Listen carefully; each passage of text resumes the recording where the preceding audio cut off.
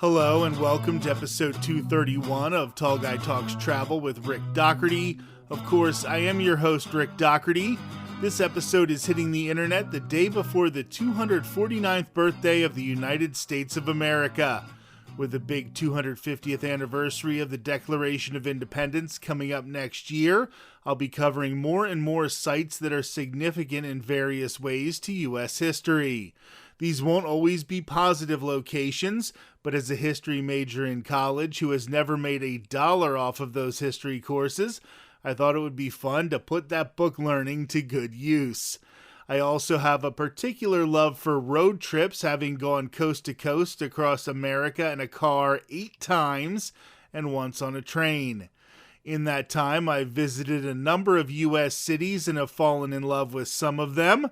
On the show today, I'm going to talk about my 10 favorite U.S. destinations to visit and why I love them. These are not necessarily places I would want to live.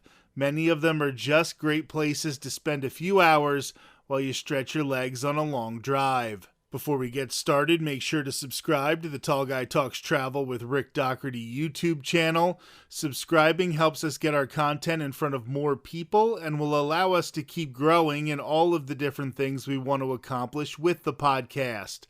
From the beginning, we have never made a dime on the show, but it does cost us some money to post monthly, and we've raised money for charity at various times. Simply subscribing, which is totally free, is all we ask from those of you who listen. You can also check out videos from theme parks, history destinations, baseball stadiums, and so much more. Click the like button, comment with something positive. It all helps us. I also wanted to congratulate Alicia Stella and Orlando Park Stop for their amazing success again this year with their June fundraiser for the Trevor Project. We tried to do a little part by mentioning the fundraiser on the podcast all of last month, even though we really have nothing to do with it, besides appreciating when people use their platforms to do good things. That fundraiser raised $35,000 for the Trevor Project in the span of 1 month. That is amazing with all of the horrible things going on in the world. That is just one sign that there are good people out there who do good things to help others. Also in Walt Disney World news, the lineup has been announced for the 2025 Eat to the Beat concert series, which is associated with Epcot's International Food and Wine Festival. There are a lot of returning favorites this year, like Boyz II Men, Big Bad Voodoo Daddy, Tiffany, Hanson, Hoobastank, Smash Mouth, and David Archuleta. Some new artists this year are KT Tunstall, Ben Rector, The Wanted 2.0, Jordan Sparks, Bowling for Soup, and the Beach Boys. Epcot's International Food and Wine Festival will be opening on August 29th, which is the latest Disney has started the festival in 5 years. Right now, let's get to my list of 10 greatest cities to visit in the United States. Number 10, Cheyenne, Wyoming. This city is a prime example of a great place to stop on a long road trip. If you're traveling on I-80 through Nebraska, you will come up on Cheyenne about 45 minutes after crossing the Wyoming border. Depending on the traffic, if you're driving from Omaha to Denver, Colorado, a sidetrack to Cheyenne will only add about an extra hour of driving time to your trip. This is how I ended up visiting for the first time in 2017. I'd driven to Pennsylvania from Arizona to be the best man at my best friend Matt's wedding. On the way back home, I decided to do a little sightseeing. I always had a fascination with the West and Wyoming in particular. It's so empty, it's so rugged. Even Cheyenne, the state's capital, only has about 65,000 people. After driving for what feels like days through the flat farmland of Iowa and Nebraska, you can finally see the Rocky Mountains in the distance when you get to Cheyenne. I still ate meat at the time, so my first stop was to get a bison burger. If you've never had a bison burger, you are certainly missing out on something uniquely American. A lean and gamey meat, a bison burger with some light toppings is certainly one of the healthiest types of burgers that you can eat. They also just don't taste fatty like a lot of burgers you get in restaurants.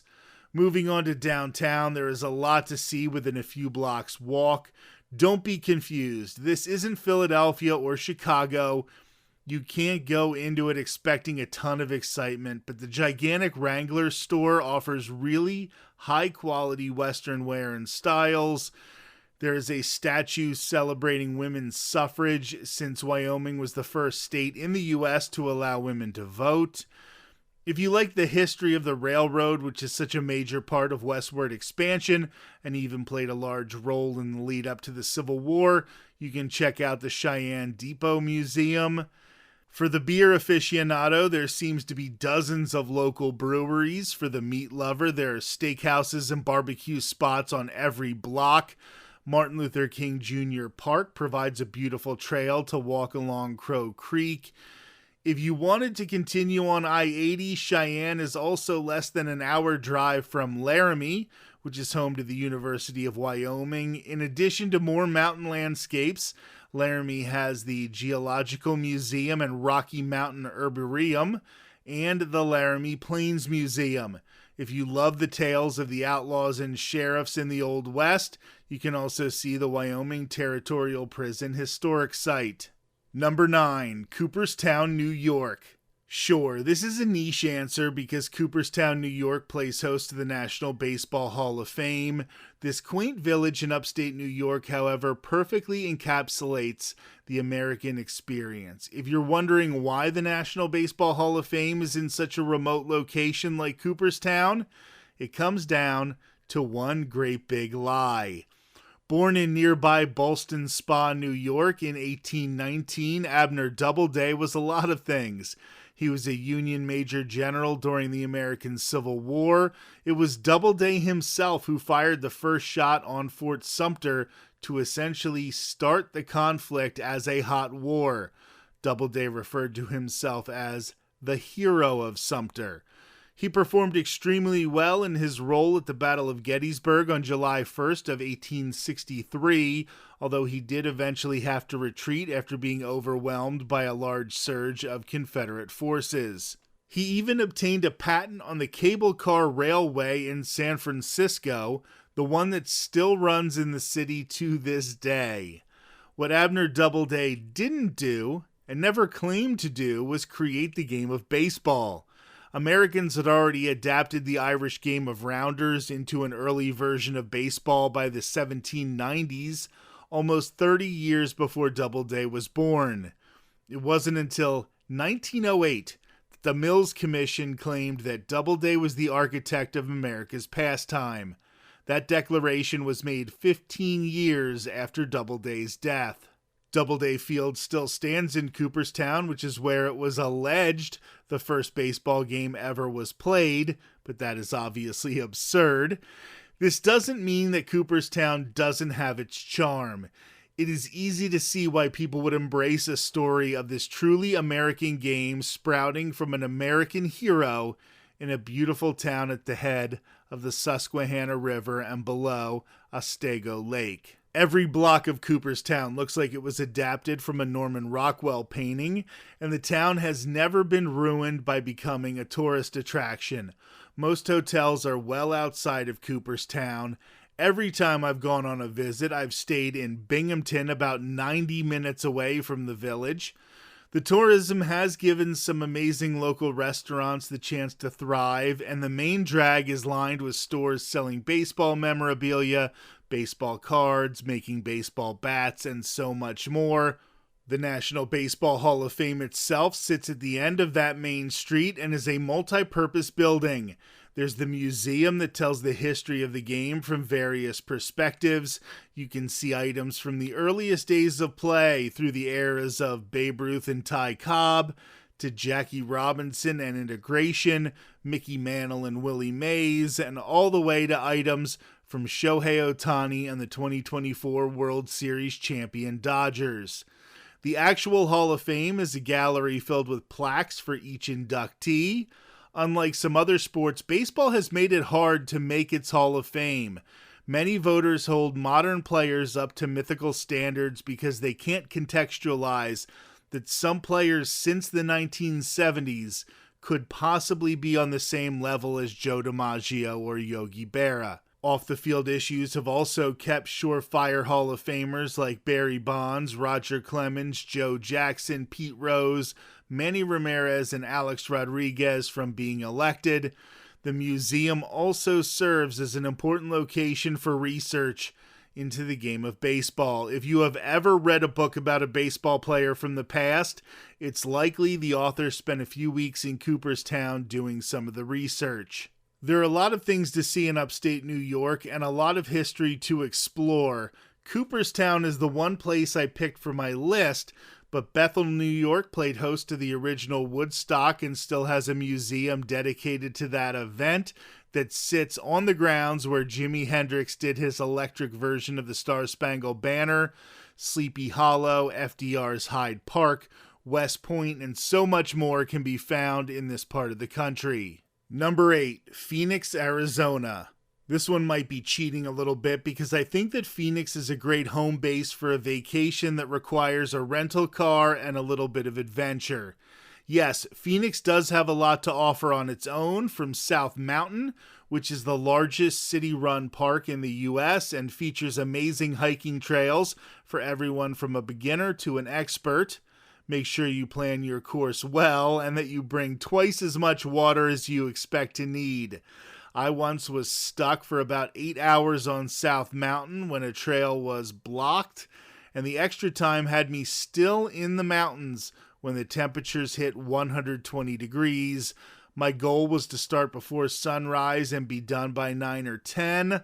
Luckily, I had enough water and I knew alternative routes. The Musical Instrument Museum is very popular as well. Of course, I'm particularly attached to the Irish Cultural Center and McClellan Library. The Phoenix area has everything from fancy shopping in Scottsdale to amazing authentic Mexican food in places like Mesa and Guadalupe, to golfing and museums. Once again, as a baseball fan, the Valley plays host to both the Cactus League, spring training for a little more than half of Major League Baseball, and the Arizona Fall League, which features the top prospects from every MLB organization taking part in a competitive season before they become superstars. Within a few hours' drive of Phoenix to the north, you can experience Black Canyon City, Jerome, and the Red Rocks of Sedona. While Sedona gets all the attention for its beautiful scenery and its wealthy residents and accommodations, I'm partial to Jerome. The old mining town has a real Wild West reputation with ghost stories, old prostitution empires, and an incredible art scene that is a little more bohemian and experimental than high-priced art that you will see in Sedona. Don't get me wrong. A hike to Devil's Bridge in Sedona is an experience you will never forget, and the Chapel of the Holy Cross is beautiful, but I like to point out places like Jerome that may miss your radar.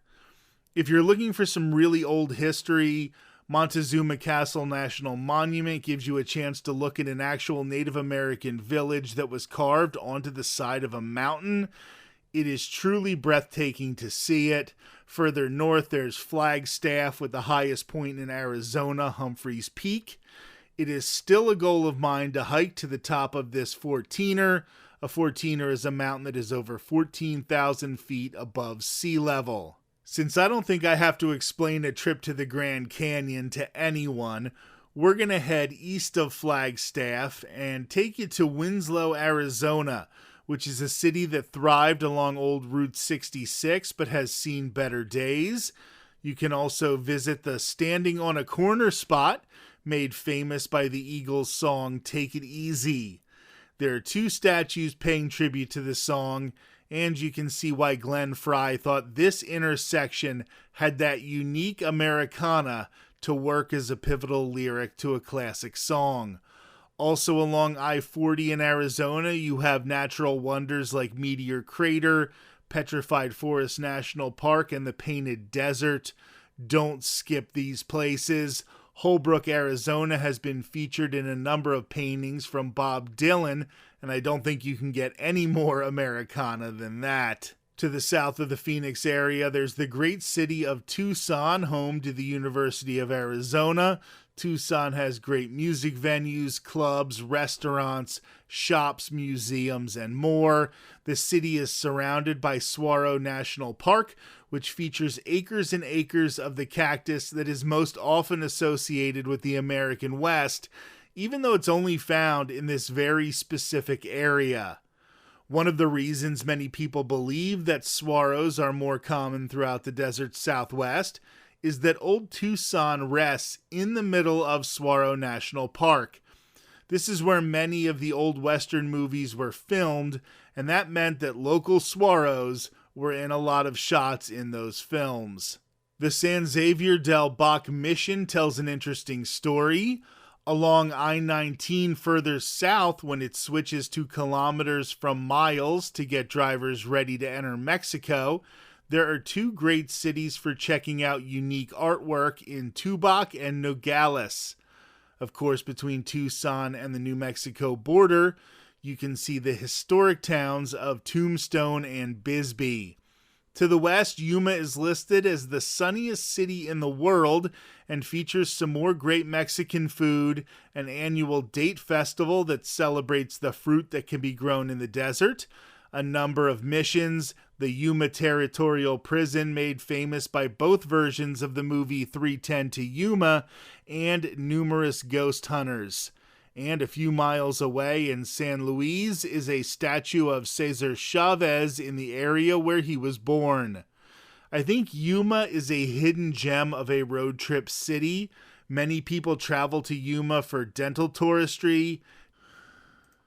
Dentistry and optometry are so much cheaper in Mexico than the U.S., and the Yuma border crossing is one of the safest and quickest along the southern border. So people travel to Yuma to head to Mexico and go to the dentist or the eye doctor. This means there are a lot of fairly nice hotels, and during the summer months, the prices can get really, really cheap. It is also a few hours drive from the Salton Sea, San Diego, and Los Angeles. Number 7, Washington, D.C. The museums of the Smithsonian Institute are free. That is my biggest case for a trip to Washington, D.C. Public transportation into the city is very reliable and clean. It's easy to park along the Beltway and get into the city to see all that it has to offer, and it has a lot to offer. The National Museum of the American Indian is my favorite under-the-radar museum along the National Mall. It tells a detailed story of the many groups of indigenous people in what is now the United States from pre-1492 to the present day. The National Air and Space Museum is inspirational. The African American History Museum took a lot of effort and tells an amazing story. The Museum of American History has everything from presidents to pop culture. The Natural History Museum has dinosaurs, and the National Gallery of Art shows what we can do when we create. The United States Holocaust Museum shows us why it is important to continue to fight against fascism to this day in all its forms. The U.S. Capitol building not only provides a look at how our laws are made, but it features 100 statues of important historical figures, 2 from each state. It's fun to see who represents your state and debate if they should change one of them or not. If they would change it, decide who they should pick. Memorials and tributes to Franklin Roosevelt, Abraham Lincoln, Thomas Jefferson, Martin Luther King Jr., Korean War veterans, and those who lost their lives in Vietnam surround you on the mall. The World War II Memorial and the Washington Monument stand tall in their places. Across the river in Arlington is the National Cemetery. Among the thousands of American heroes laid to rest there, you can find the eternal flame of President John F. Kennedy. Washington isn't just about American history either. With so many amazing colleges, Washington is a great place for bars, clubs, and underground music scenes. Chinatown is an amazing place to find awesome food. The Smithsonian National Zoological Park is a free zoo, and a zoo I would say rivals most major cities and their zoos. They have lions, tigers, elephants, sand cats, my personal favorite, and so much more. Within a quick drive of Washington, you have access to Mount Vernon, home of George Washington, the home of Frederick Douglass, and everything there is to do in Baltimore. I almost put Charm City on this list on its own, but I figured it would be part of a solid week-long trip to the DC-Baltimore area. Baltimore has Babe Ruth's birthplace and the school where he learned baseball, Edgar Allan Poe's home and grave, a Guinness factory, the Mother Seton House, the B&O Railroad Museum, and the Irish Railroad Workers Museum, Fort McHenry, where the Star-Spangled Banner was written during the War of 1812, Tupac Shakur's former house, the Baltimore Aquarium, Lexington Market, and so much more. Number 6, Orlando, Florida. Listen, I had to do it. Of course, a podcast that started out talking about Walt Disney World is gonna have Orlando, Florida on this list. You know that I believe WDW and Universal Orlando Resort are the big reasons to visit Orlando, especially now with the opening of Epic Universe, but the area does have a lot of other things to offer. SeaWorld, Legoland, and the other theme park locations are important. Busch Gardens is just a few hours away in the Tampa Bay area. About an hour south of Walt Disney World is Bok Tower Gardens, which is a beautiful place to spend a few hours walking through nature. Much like Arizona, Florida plays host to about half of Major League Baseball for spring training, although the Grapefruit League is spread out much further than the Cactus League, and the closest team to Orlando is now the Detroit Tigers, who train in Lakeland, Florida. Listen, I've spent 4.5 years on this podcast talking about Orlando, Florida being a great travel destination. I think we can just give it a quick mention on this episode. Number 5, New York, New York. Just like every list of best places for tourism in the United States needs to have Orlando on it, New York, New York needs to be near the top of almost any list as well. Also, just like my favorite band of all time is Pearl Jam, I can admit that the Beatles are the best band of all time. New York is not number 1 on my personal list, but it might actually be the best one. Cost is going to be the biggest factor for keeping the Big Apple lower on my list. Just driving your car onto Manhattan Island is going to cost you a few bucks, and if your car is spending any reasonable amount of time there, any day besides Sunday, you're looking at triple digits in parking fees. Still, the subway system makes it easy to get around the city, and I actually think traffic is worse in some other cities that I have already mentioned on this podcast, and 2 that are still to come in the episode. Next month, my co-host Maz will be here to do a complete episode about planning a Broadway vacation in New York. This is an example of just how much there is to do in New York, when something like Broadway could be the reason to stay for an entire week, or you might not even notice that these Broadway musicals are happening if you have other plans for your trip. These types of experiences basically only happen in New York, and you can experience them throughout the year. Of course, ethnic neighborhoods like Chinatown and Little Italy are scattered throughout the boroughs, but there are far more ethnic enclaves in the city as well. In the United States, there may only be one other city like New York to really get to experience other cultures. Everyone knows how proud I am of my Irish heritage, and you can hardly go 2 or 3 blocks in the Big Apple without running into an awesome Irish pub that has its own personality and group of regulars. Irish history is all over the city. The Irish Hunger Memorial is just a few blocks from the 9/11 memorials around Ground Zero. Ellis Island commemorates the arrival of millions of immigrants to the U.S., and that is the location of a lot of Irish migration.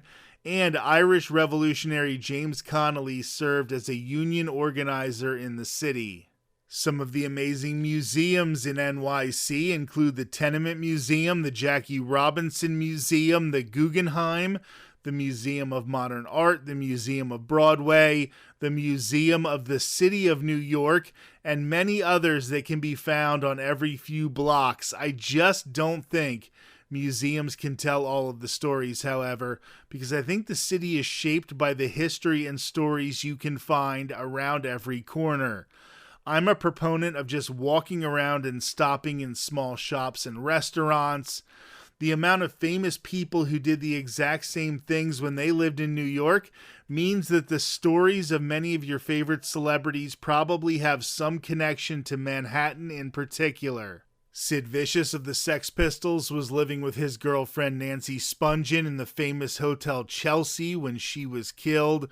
Vicious was arrested for the murder, but passed away before he could be tried for it. Bob Dylan had an early apartment in Greenwich Village, and he played some of his early shows at the nearby Cafe Wha. Both of these locations are a short walk from the legendary Stonewall Inn, which is credited as the location of the start of the gay liberation movement. On the west side of Central Park, you can see the Dakota where John Lennon was living with his wife Yoko Ono and his son Sean when he was killed on December 8th of 1980. If you're a little more hardcore of a Beatles fan, you can see the first apartment he rented in the city, and a few hundred yards from where he was murdered, you can visit Strawberry Fields. This is a memorial to Lennon that Yoko Ono created so that John could be celebrated without people focusing on the location of where he died.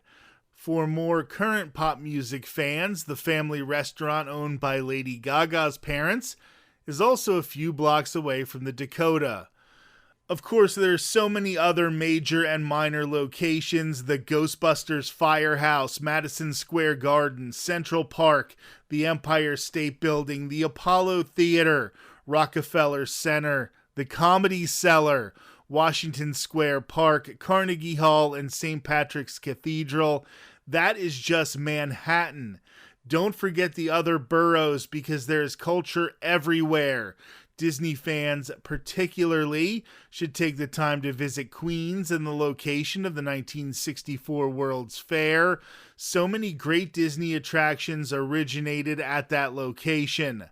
I'm actually going to New York City next week, so get ready for a few videos on the YouTube channel, but I'll need to take a bigger trip in the second part of the year at some point. Number 4, Santa Fe, New Mexico. I love the desert Southwest, and no city encapsulates that part of the country better than Santa Fe. As opposed to Phoenix, which is a gigantic metro area and lies in a valley, Santa Fe is a much smaller city, and it sits high in the mountains. The outer limits of Santa Fe look like it could be any random city in the country, but the downtown area is amazing. Adobe buildings surround you as you take a stroll through a walkable city. There are historic religious missions and chapels. One of my favorite stories is the Loretto Chapel. This chapel is now privately owned, but when it was a working church, the nuns needed to find a way to build a staircase from the ground to the second-level choir loft. They didn't have enough money to have it built, but luckily a man arrived at their door one day and offered to build it for free. The carpenter didn't have any modern tools. Still, he was able to construct a beautiful, ornate, and more importantly, structurally sound spiral staircase before he just walked out the door and into the desert. The staircase contains no nails or screws and was made in a style that hasn't been used for hundreds of years. A popular legend about the man who walked out of the desert and up to the front door of the chapel is that it was really St. Joseph, the father of Jesus, and of course, a carpenter himself. If you love art, there are plenty of galleries around town, and you can visit the New Mexico Museum of Art or the Georgia O'Keeffe Museum. The Mexican food is fantastic, with a focus on the New Mexican red and green chilies. There is a beautiful hike up a scenic mountain for the Cross of the Martyrs. One of my favorite memories from Santa Fe is running in the Buffalo Thunder Half Marathon in 2018. Because of the high elevation in Santa Fe, many Olympic runners train in the area. I got to run alongside, not really alongside, they were much faster than me, previous winners of the Boston Marathon and Olympic medalists, but we were all in the same race. Santa Fe is also a short drive from Los Alamos, which is where the Manhattan Project took place in discovering the atomic bomb. A little further of a drive will take you to the quaint town of Taos, which has a lot of art and Western history. It is also right outside the Taos Pueblo, an historic Native American village that is still active. These adobe buildings are huge and were created to be relatively climate controlled. Some of them are over 1,000 years old. The drive between Taos and Santa Fe is sprinkled with wineries and canyons that were forged by the running of the Rio Grande. It is just a beautiful part of the country. Number 3, Tulsa, Oklahoma. I know this one is going to sound weird on first mention, and I'm going to suggest a little bit of travel to go along with it. I personally love Tulsa, Oklahoma, and can't wait to get back because it has some very specific things that interest me particularly. The last time I was there, I was able to visit the Woody Guthrie Center. This building not only serves as the home to the folk singer's archives, but also is a museum to his career. As a fan of Guthrie's, who even visited with him in the hospital before his death, Bob Dylan decided the perfect location for his archives were right next door. That is why the Woody Guthrie Center and Bob Dylan Center make up the majority of the 100 block of East Reconciliation Way. The Bob Dylan Center actually held its grand opening when Dylan was in town for a concert. You would think that he would stop by to the opening and revel in all of the attention, but instead his limo drove right past the center to attend a baseball game at One OK Field, home of the Tulsa Drillers, the AA affiliate of the Los Angeles Dodgers. Right behind that ballpark is the former location of Black Wall Street. This is a particularly dark piece of American history where black businesses and banks were destroyed by white people in the city. This was a thriving economic community for black people, and Tulsa doesn't shy away from trying to tell the truth about the story in its exact location. I'm sure it's more the community than the city itself, to be honest, that is trying to share this story, but it is very important to tell. There are also beautiful walkways next to the Arkansas River. Oklahoma loves its toll roads, so most likely it will cost you some money to head to Oklahoma City, but there is a decent amount to do in that area as well. The Dodgers' AAA affiliate, the Oklahoma City Comets, play at Chickasaw Bricktown Ballpark downtown, which is a little bit of an entertainment district. The Bricktown Comedy Club and the Oklahoma Sports Hall of Fame are both right there. Oklahoma boasts some of the best athletes of all time, like Johnny Bench, Mickey Mantle, and the best athlete of all time, Jim Thorpe. A few blocks away, you will find Paycom Center, home to the NBA champion Oklahoma City Thunder, and the Myriad Botanical Gardens. The Oklahoma Railway Museum and the Oklahoma City Zoo are both solid. The National Cowboy and Western Heritage Museum is a must-see for those who like Western culture. Route 66 Park contains some U.S. history.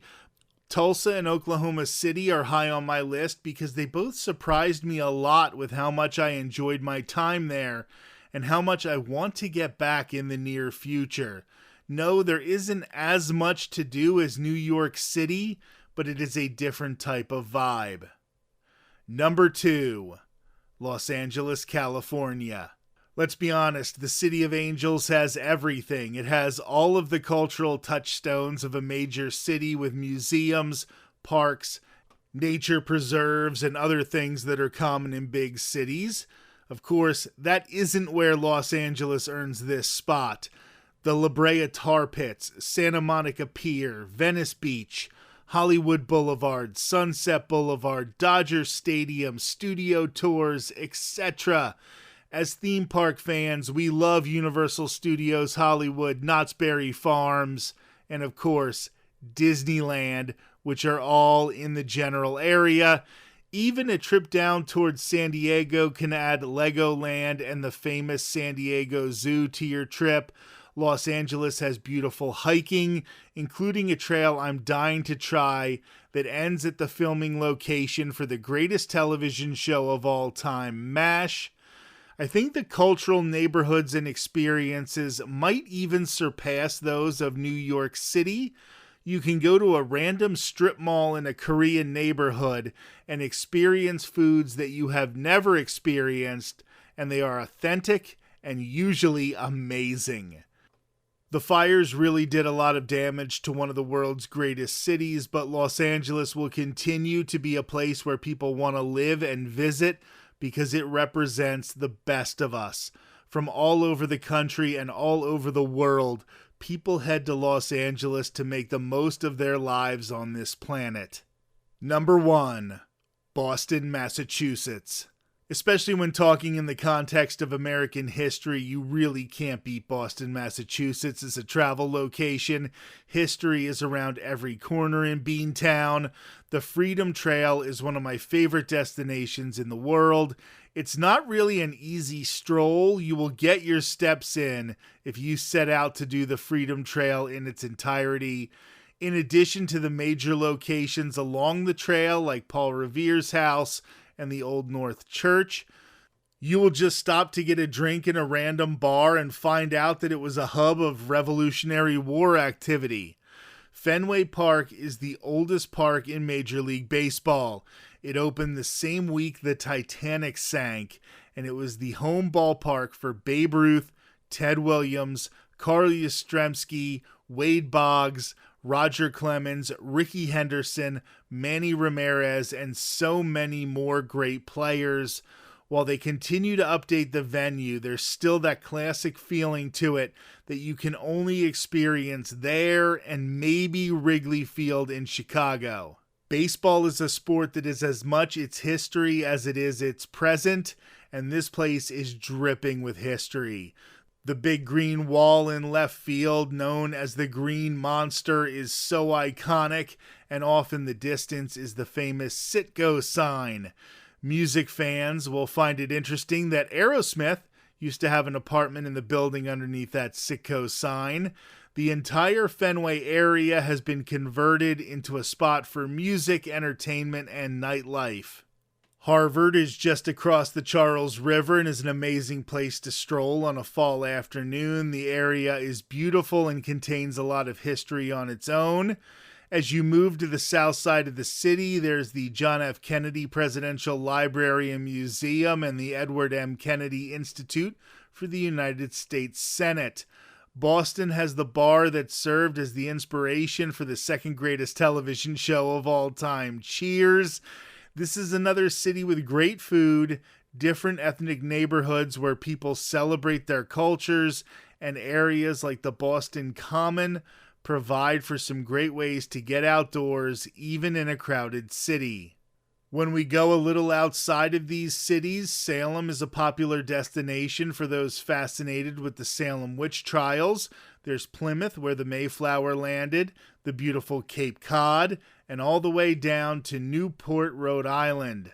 I find the National Basketball Hall of Fame in Springfield to be a little overrated, but if you're a big fan of hoops, you may want to stop and see that one. Back closer to Boston, you can see Peacefield, where President John Adams lived, filming locations from Good Will Hunting, and the finish line of the Boston Marathon. There is so much to do in Boston, and I think it is a place everyone should explore at least once. This has been episode 231 of Tall Guy Talks Travel with Rick Doherty. I will be flying solo again next week when I talk about Walt Disney World 5 years ago during the reopening from the pandemic closure. That will be next Thursday. Until then, have a great week.